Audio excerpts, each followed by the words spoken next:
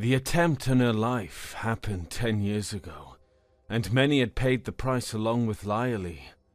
There was a Grodar who lost his tail, a Mavi who lost her wings, and a human who had lost his arms, all because they happened to be sharing a ship with Lyerly.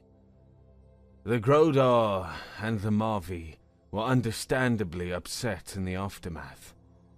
Lyerly, who had also lost her legs, had lowered her head and apologized in the courtroom of the Galactic Council. Her family agreed to pay the small fortune they demanded. The victims claimed they shouldn't suffer because the daughter of the biggest starship manufacturer decided to take a vacation on a resort moon in Tamias. She had never blamed them for the harsh words they had uttered years ago, understanding their anger. What she never understood, however, was the human, who not only never sued her or her family, but kept in contact all those years, sharing laughter with her through monthly letters, which she had learned to expect and enjoy throughout the years. What she didn't expect, however, was that he was about to show up at her door, offering her new robotic legs. Lyerly was a typical Yazur woman, with long hair that flowed like lavender, soft blue skin filled with white dots, and silver eyes that had never lost their gentle gaze. If not for the wheelchair, she would have likely been married by now, much happier perhaps, given that her first taste of independence on that vacation had made her less autonomous forever. She sat in her wheelchair by the large window of her living room, watching your near-prime sun cast shadows through the crystal wind chimes her mother had given her. The house AI's neutral voice interrupted her quiet afternoon. "Lyerly, there is a visitor at the front entrance requesting access." She reached for a datapad from the side table, swiping to the security feed. The image showed a human male she didn't immediately recognize, wearing a ridiculously oversized backpack that seemed to dwarf his frame. He was gesticulating wildly at the door's interface panel. "I'm telling you, I'm Lyerly's friend." His translated voice came through the speaker, slightly distorted but clearly frustrated. "Just tell her Vince is here. Vince Rivera. We've been writing letters for 10 years. Lyerly's silver eyes widened as recognition dawned. The face was older, and the hair was longer, but those were definitely the same kind eyes from the faded photo he'd sent her years ago. "Grant access to the visitor," Lyerly said, her voice steadier than she felt.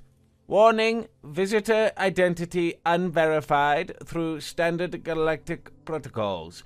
Security risk assessment indicates override the warning. Let him in. Acknowledged. Front entrance unlocked." Lyerly maneuvered her wheelchair toward the foyer, her heart racing in a way it hadn't for years. The sequence of mechanical noises of the door's internal gears echoed through the house, followed by heavy footsteps and the unmistakable sound of something large being dragged across her polished floors. When Vince appeared around the corner, they both froze. He was taller than she'd imagined, with sun-withered skin and gentle brown eyes that crinkled at the corners. His hair fell in dark waves past his shoulders, and she could see the subtle gleam of metal where his left sleeve ended. But what dominated the scene was the absolutely massive backpack strapped to his shoulders, making him look like a pack animal preparing for a months-long expedition. They stared at each other for what felt like an eternity, taking in 10 years of changes that letters couldn't convey. Finally, Lyerly's voice broke the silence. Where would you like to put that thing?" Vince glanced down at his burden, as if he'd forgotten it existed. "Oh, this? Anywhere is fine. It's heavier than it looks." "It looks extremely heavy." "Well, then it's heavier than that." He shrugged it off with a grunt, and it hit the floor with a metallic thud that made Lyerly's wind chime sing in harmony. "Sorry, I may have overpacked." "May have?" Lyerly couldn't help but smile. What exactly did you bring? Your entire workshop? Actually, Vince rubbed the back of his neck sheepishly. That's not entirely inaccurate. I brought tools, spare parts, medical supplies, cultural guides, 3 different translation devices, emergency rations for a month, camping equipment in case you didn't want me staying here, gifts for your family, more gifts in case the first gifts were culturally inappropriate, and he trailed off, realizing how ridiculous he sounded. 1 month of rations? I wasn't sure how long this would take. How long what would take? The question lingered in the air, and suddenly the absurdity of their conversation about luggage felt like a deflection from something much more significant. Vince's expression grew serious, and he seemed to choose his words carefully. Lyally, I need to tell you why I'm here, but first, I want to make sure you understand that I have the utmost respect for your culture and your people's beliefs. I've spent years studying Yazur philosophy and customs, and I would never want to suggest your traditions are wrong or that I know better than centuries of things. Lily held up a hand, her silver eyes amused but growing impatient. You've traveled across countless star systems with a backpack the size of a small vehicle. Just tell me what you want to say. He took a deep breath. I've been lying to you. Not about being your friend or about caring what happened to you, but about my work. I told you I was a ship engineer, and that's partially true. I am an engineer, but my specialty isn't ships. It's biomedical enhancement, cybernetic integration. Lily's expression grew wary. Those were dangerous words in Yazur society.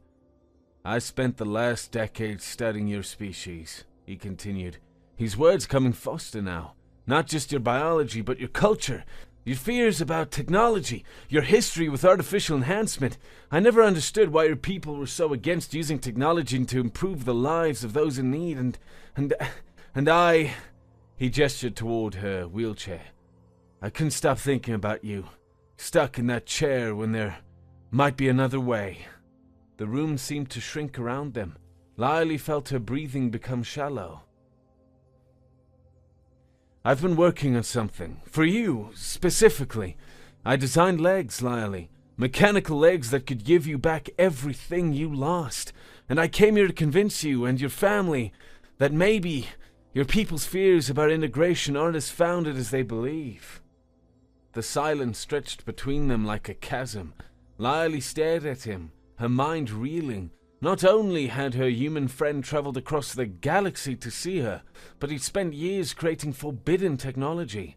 Technology that didn't exist in her world.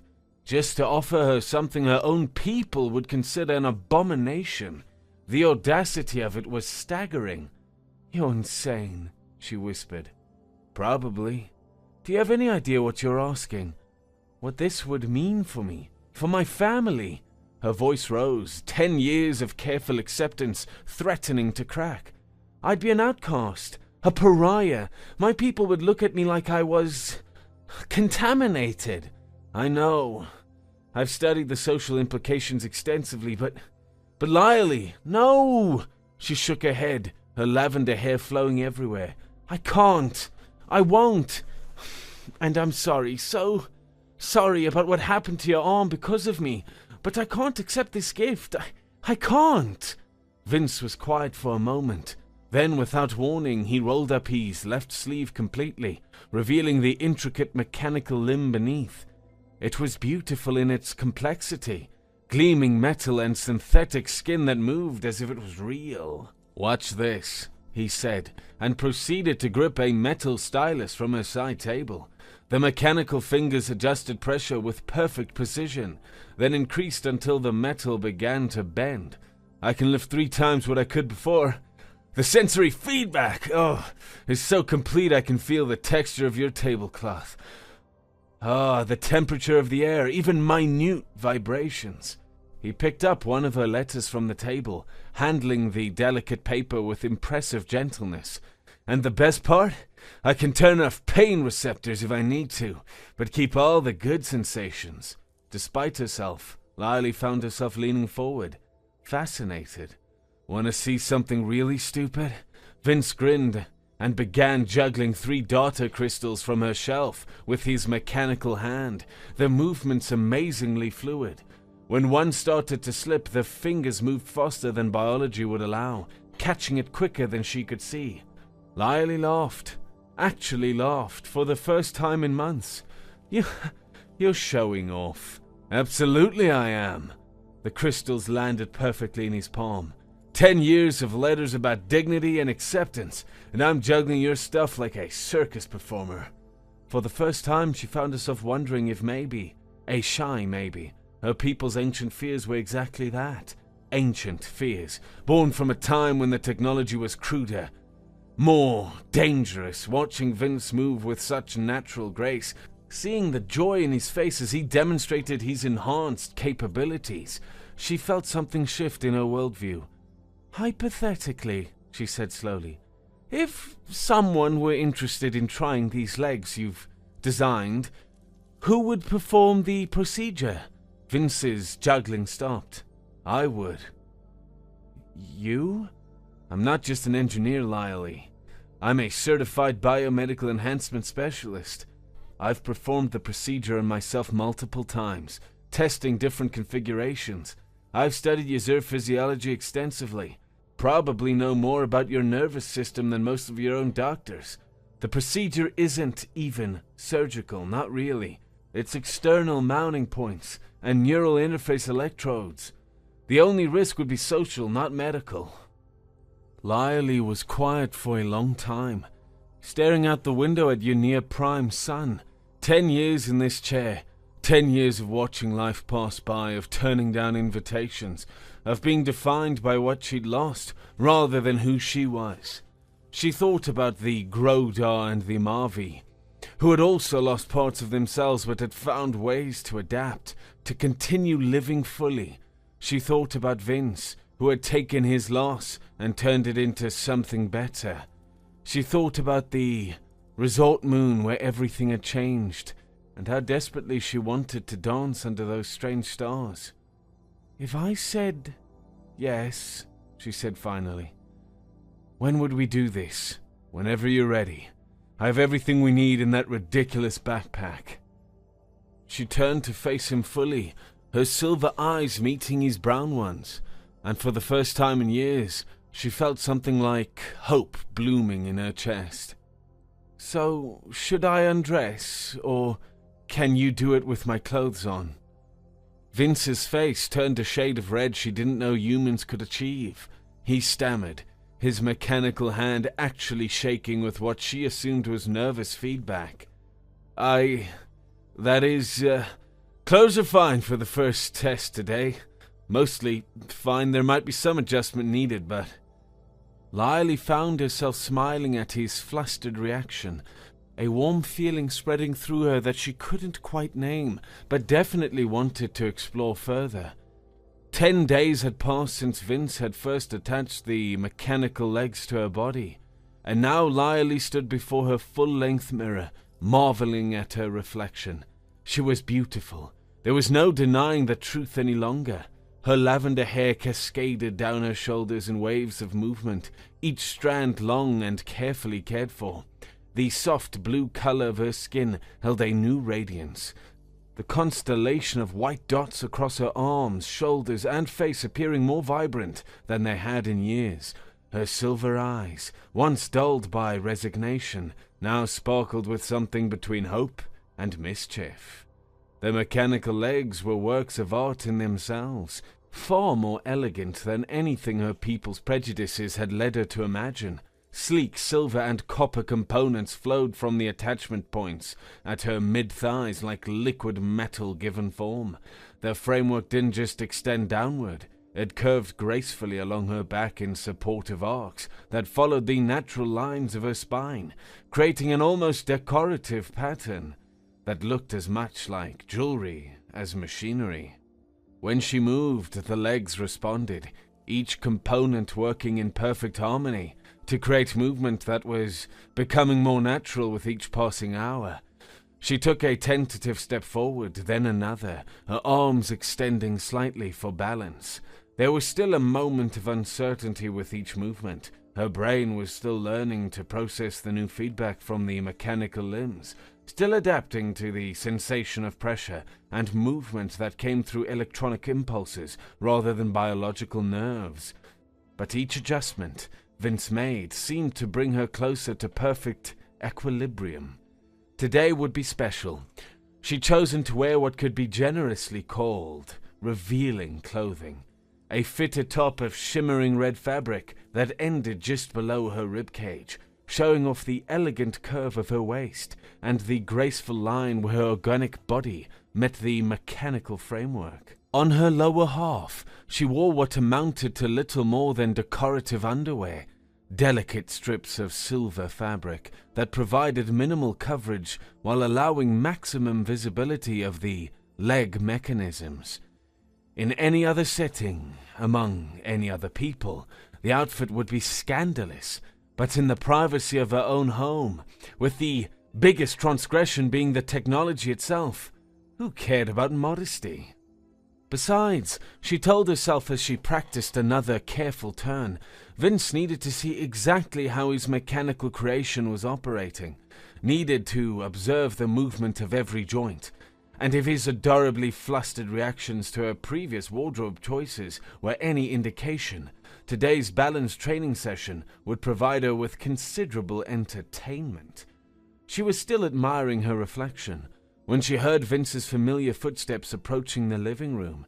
She positioned herself casually by the window, arranging herself as if she'd been standing there naturally for hours.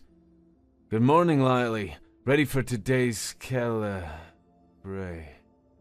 Vince's words died in his throat as he rounded the corner and took in her appearance. His eyes widened, traveling from her face down to the expanse of blue skin and silver mechanics, his mechanical hand tensing at his side. But to her surprise, he recovered much more quickly than he had in previous days, clearing his throat and meeting her eyes with only the faintest flush creeping up his neck. "I see we're going with the minimal interference for optimal monitoring approach today." "I'm disappointed," Lily said, taking a careful step toward him, her enhanced legs carrying her weight with only the slightest mechanical noise. "I was counting on at least 5 minutes of stammering and perhaps some creative excuse-making about needing to check your equipment outside." "Sorry to disappoint. I'm a professional after all." But she caught the way his eyes lingered on the curves of her waist, the elegant line of her shoulders, before he forced himself to focus on the mechanical interfaces. "Besides, I have something special planned for today's session that requires my full attention."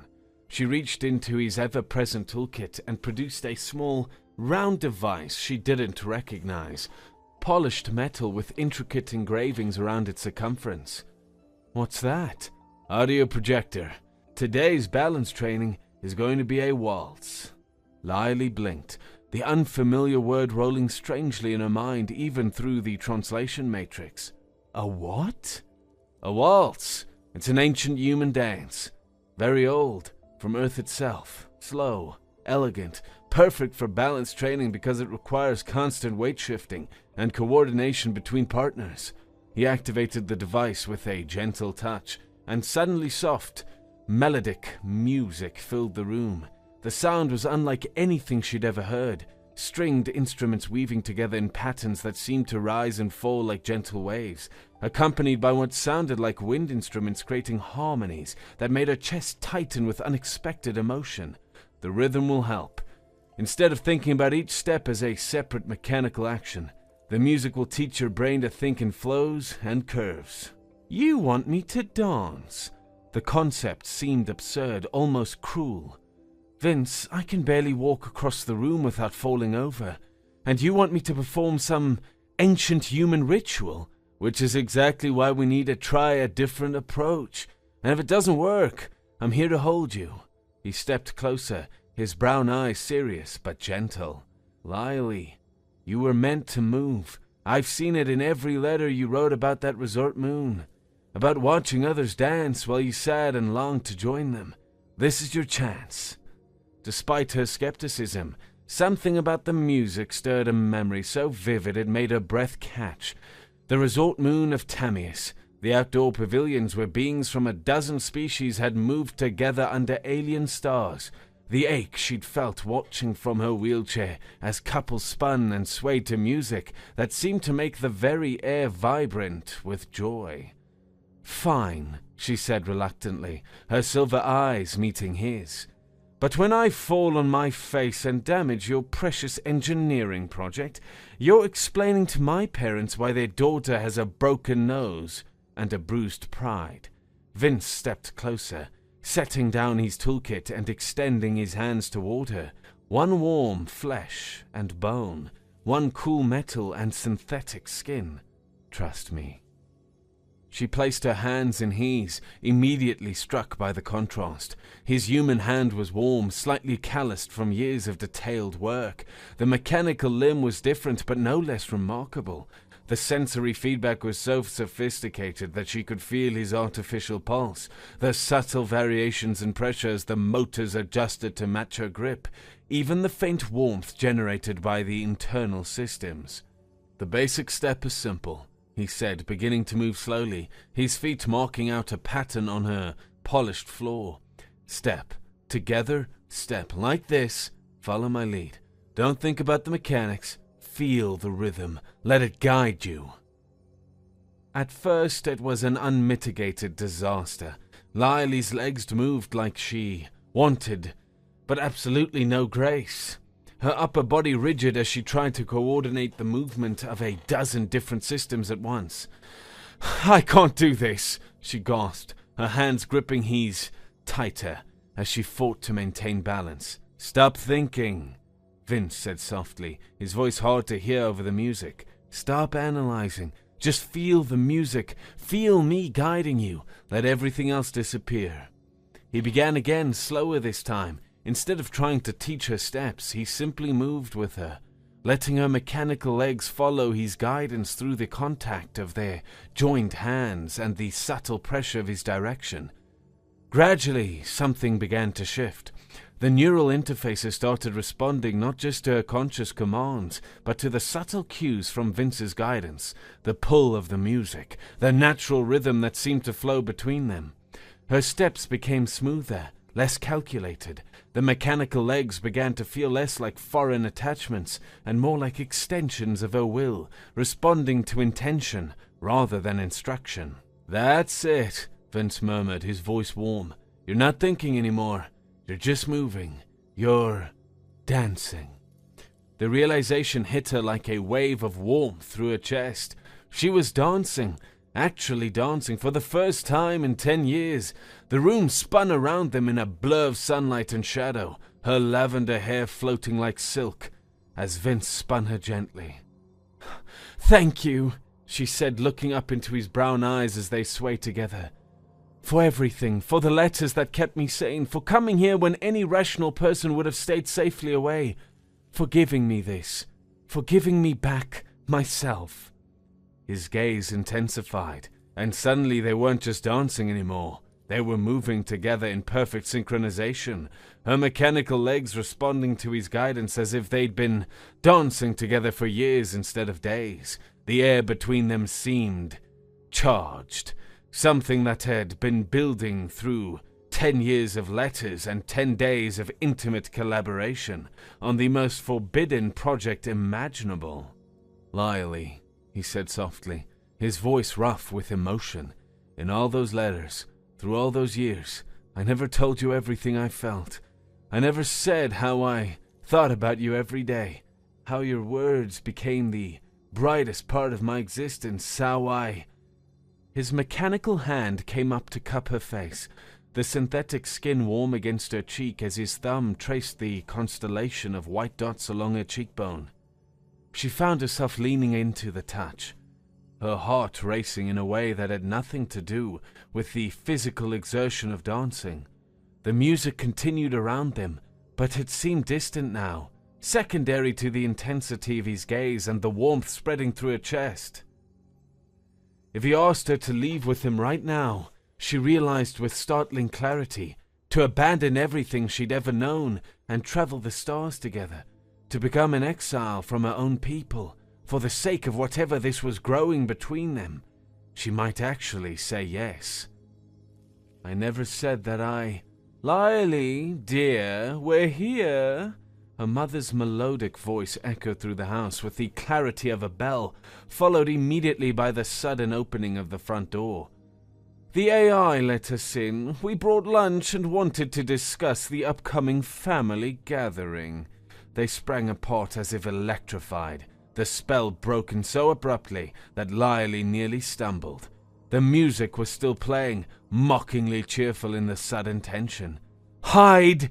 Lily said, panic flooding her system as she heard her parents' voices getting closer. "Where?"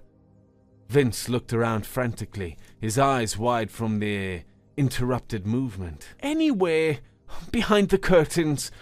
She was already moving, her enhanced legs carrying her toward where she'd strategically positioned her wheelchair near the window. "My wheelchair! Oh, I need my wheelchair!"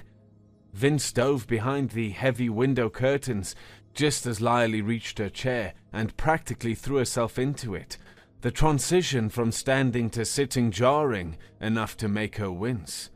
She grabbed a thick blanket from the nearby sofa and yanked it over her legs, trying to hide both the mechanical frameworks and her scandalous clothing choices while simultaneously reaching for the audio projector to silence the damning music. "Lily," her mother's voice was getting closer, accompanied by the soft whisper of expensive fabric and the faint chiming of traditional Yazur jewelry. "Are you in the living room, dear? I thought I heard music." "Just a moment, Mother," Lily called back, frantically arranging the blanket to look natural while her heart hammered against her ribs hard enough that she wondered if the sound was audible from across the room. Her parents entered the room together, her mother, Kelvira, moving with the grace of Yazur nobility, her lavender hair streaked with elegant silver and arranged in the complex braided style that indicated her high status in their community. Her silver eyes, so like Lily's own, held the sharp intelligence that had made her one of the most respected negotiators in the family business. Behind her came her father, Gentis, a quieter presence but no less imposing. His blue skin was darker than Lily's, and despite his age, he was still strong and tall.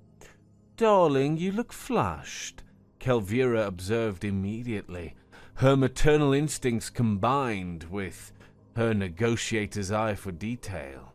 "Are you feeling well? And what's this music system? I don't remember you having anything like that." Lily's mind raced. I've been doing some light exercises. The AI suggested music might help with coordination." But Kelvira was already moving around the room, her keen eyes cataloguing every change. "Why is all the furniture moved around?" she asked, running her fingers along the back of a sofa that had clearly been repositioned. "This entire room has been rearranged. The coffee table is against the wall, the chairs are pushed into corners, and you've created what appears to be an open space in the center of the room. Who helped you do this? You couldn't have managed it alone. These pieces are far too heavy for someone in a wheelchair to move." I've been doing some redecorating," Lily said weakly, acutely aware of how transparent her excuse sounded. "The AI has helper drones that can move furniture." Kelvira's silver eyes narrowed in the way that had struck fear into the hearts of business rivals. "Helper drones? Since when does our family's residential AI have physical manipulation capabilities? I don't remember paying for it." Her father remained characteristically silent, but Lily could see him taking in every detail. The moved furniture, her flushed appearance, the unfamiliar music device, the way she was clutching the blanket around her legs with unusual protectiveness. "And why," Kelvira continued, moving closer with the predatory grace of someone closing in on an inconsistency, "are you dressed like that? Is that what you call appropriate day wear? That top barely covers anything." Lily felt heat rising in her cheeks, her natural blue skin taking on a purple tinge that she knew her mother would recognize as embarrassment. "It's been warm lately. The climate control has been unreliable." Calvira's eyes narrowed, but she said nothing this time. Her mother's suspicion was clearly escalating to active investigation. She moved to the dining table, where the evidence of the previous night's dinner still sat in plain view. Two place settings with the remnants of a meal that had clearly been shared by two people. "How interesting," Calvira said. "Since when do you set the table for two when you're dining alone?" Lily's mind raced desperately for an explanation that wouldn't immediately collapse under scrutiny. I've been practicing formal dining etiquette. You always complain about my table manners. I'm trying to fix it." "Practice dining etiquette?" Calvira's eyebrows rose. "By eating meals with imaginary companions, Lily? Darling, I may have raised you to be creative, but I didn't raise you to be a liar." Before Lily could attempt another explanation, her mother's sharp eyes caught something else that made her freeze. "What's that behind the curtains?" Calvira asked, her voice dropping to the dangerous quiet that preceded major family confrontations. "Mother, I can explain!" But it was too late. Calvira strode to the window and grabbed the heavy curtains, pulling them aside with a sharp gesture and revealing Vince pressed against the window like a guilty child caught in mischief. For a moment, nobody moved. Vince stood frozen with his hand slightly raised, his mechanical arm visible to all. His hair was disheveled from his hasty concealment, his clothes rumpled, and his expression suggested he was seriously considering whether the window behind him was high enough off the ground to make jumping worthwhile. "Hello?" he said with forced cheerfulness, stepping forward with his most diplomatic smile and extending his human hand in what he clearly hoped was a gesture of friendly introduction. You must be Lily's parents. I'm Vince Riviera, her friend. It's a pleasure to finally meet you both." The silence that followed was absolutely deafening. Calvira looked between Vince and her daughter with growing understanding and horror, her silver eyes widening as she took in his obviously human features, his mechanical arm, and the implications of his presence in her daughter's home, while said daughter was dressed like a courtesan. Gentis remained silent for a long moment, his gaze methodically cataloguing Vince's appearance, the mechanical limb, the human facial structure, the awkward smile. "A human," he said with perfect deadpan delivery, his silver eyes fixed on Vince. "What exactly are your intentions with our daughter?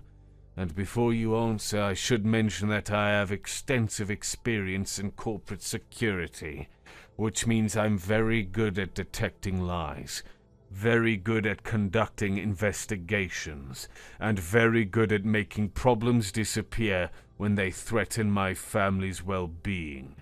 Several minutes had passed since her father's pointed question, and now they all sat in tense silence around the dining table, the same table that had held the evidence of their shared meals and growing intimacy. Lily had wrapped herself in a large towel, the terry cloth covering her from shoulders to knees. Though she couldn't decide whether it was a blessing or a curse that her parents were no longer looking at her. Their averted gazes meant no risk of them discovering the mechanical legs hidden beneath the table, but it also meant they were directing their full attention and suspicion toward Vince. He cleared his throat tentatively, his hands folded carefully in front of him on the table. "I should explain who I am, exactly. I'm the human who lost his arm in the attack on your daughter 10 years ago. The one who never pursued legal action against your family through the Galactic Council." The words had barely left his mouth when Gentis's fist crashed down on the table with enough force to make the dishes jump and ring like discordant bells. The sound cut through Vince's explanation like a blade. "Obviously you didn't sue us," Gentis said, his eyes sharp. because you chose to take advantage of our daughter for much more profit than any lawsuit could provide. An interspecies love scam targeting an emotionally vulnerable young woman. It's not unheard of when it comes to humans. Prey on the lonely, the isolated, the desperate. Build a relationship over years, gain their trust, then extract whatever wealth you can before disappearing. Vince's face went pale, the color draining from his features as if he'd been physically struck, his mechanical arm shaking, the only outward sign of his inner turmoil, while his human hand remained perfectly still on the table. "I never liked those letters," Calvira added, her voice cold. 10 years of correspondence with a stranger, filling our daughter's head with romantic notions and keeping her isolated from suitable partners of her own species. I should have put a stop to it years ago. But their continued insults began to fade from Lily's ears as something shifted inside her mind. She felt herself detaching from the present moment, withdrawing into the quiet space of her own thoughts while her parents' voices became distant background noise. In that internal silence, she began to catalogue everything Vince had done, not just in the past 10 days, but across the entire span of their relationship. He had written to her faithfully for 10 years, never missing a month, never letting their correspondence lapse even when she had sometimes been too depressed to respond for weeks at a time. He had shared his own struggles, his own journey, without ever making it a competition or minimizing her experiences. He had traveled across star systems with a ridiculous backpack full of equipment he'd spent years developing, equipment that didn't exist anywhere in Yazur space, technology he'd created specifically for her. He had studied her species' biology, her culture, their history and fears and prejudices. He had taken the loss of his own limb and turned it into expertise that could help her, had used his own body as a testing ground for technologies that might restore what she had lost. The realization hit her in the heart, emotions escalating with sudden, overwhelming intensity. What she felt for him, what had been building slowly through years of letters and days of intimate collaboration, crystallized in her mind with startling clarity. Love. The word that probably would have taken weeks or months to emerge naturally, forced into sharp focus by the crisis her parents had created. She loved him, loved his gentle humor, his intelligence, his stubborn refusal to accept that some things couldn't be fixed, loved his patient hands teaching her to dance again. The explosion of emotion built inside her chest until she couldn't contain it any longer. She threw the towel aside with violent motion, letting it fall to the floor, then kicked away the blanket that had been hiding both her mechanical legs and her scandalous attire. Her parents didn't even notice, too focused on their verbal assault against Vince, who was taking their accusations in complete silence, his face a mask of controlled pain. Lily rose on her mechanical legs, the limbs quickly adjusting to support her weight. The mechanical sound was enough to cut through her parents' tirade, creating a profound silence that seemed to fill the entire house. She walked toward Vince with slow steps, her new legs carrying her to him. "Look at yourselves," she said when she reached him. "Look at what you're doing. This human spent 10 years writing to your daughter when she had no other friends. He lost his arm because of me, because of our family's visibility, our wealth, our position, and instead of blaming us, he chose to help me. He spent years of his life creating technology that could give me back what I lost, traveled across the galaxy to offer it freely, and you accuse him of running some elaborate financial scam?" She turned to face Vince, her silver eyes blazing with emotion. "I love you," she said simply, the words sharp, carrying the feelings of 10 years of distant friendship and 10 days of growing intimacy. "You haven't asked, and maybe this is selfish of me, but I'm asking you. Take me with you, to Earth, to space, to whatever corner of the galaxy you call home. I don't care about the consequences anymore." The silence that followed was absolute, broken perhaps by her own heartbeat. It took a few moments, but Vince suddenly rose from his seat, and for a moment Lily thought he might sweep her toward the door, might take her hand and lead her away from this confrontation toward whatever new life awaited them among the stars. Instead, he removed his jacket and draped it gently around her shoulders, covering her exposed skin with the same careful attention he'd shown when calibrating her mechanical interfaces. He turned to face her shocked parents, his voice calm now. Taking your daughter away or extracting money from your family was never my intention. Losing a limb to a human is a mild inconvenience these days. Our medical technology makes it barely more than a temporary setback. All I wanted was for Lily to live a normal life again, without cultural constraints that don't make sense in an age when technology can solve problems that biology cannot.